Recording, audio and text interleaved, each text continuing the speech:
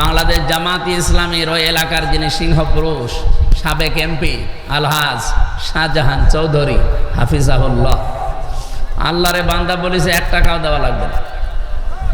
আমরা বাংলাদেশ জামাত ইসলামী চট্টগ্রাম বিভাগ থেকে 10 টাকা 20 টাকা করে কালেকশন করে মাত্র 1 কোটি টাকা দিয়ে এই বিশাল খাল পরিষ্কার করে দেব, অলরেডি দিয়েছি।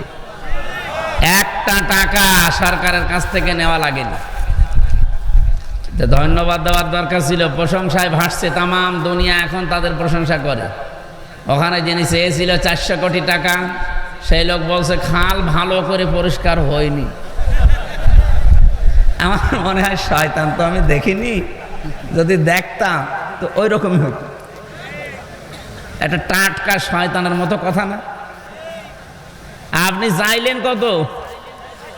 400 কোটি, আর একটা 1টা টাকা না নিয়ে 1 কোটি টাকা নিজের দলীয় ফান্ড থেকে কালেকশন করে নিজের উদ্যোগে পরিষ্কার করে দিলেও অন্তত শুকরিয়া আদায় করে আলহামদুলিল্লাহ বলার দরকার ছিল।